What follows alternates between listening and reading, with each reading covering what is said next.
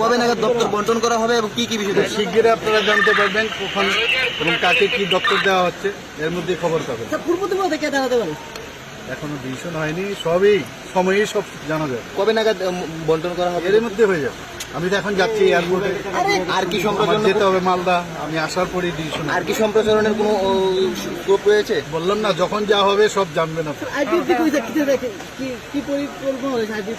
IPFT তো আছে, আমাদের একজন মিনিস্টার তো আছেনই।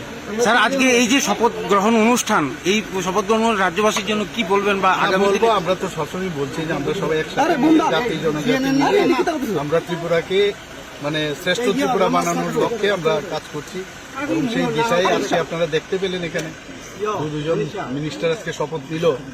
তো ন্যাচারালি আগামী দিন যেটা আমরা ভেবেছি যে সবাই মিলে একসাথে শান্তিতে এখানে বসবাস করব, তার একটা ঝলক কিন্তু আপনারা দেখতে পাবেন। বিজেপি থেকে আর কি কেউ মন্ত্রী হচ্ছে? বললাম তো, সময়ে সব জানতে পারবেন, এখন কি করে বলবো। Thank you.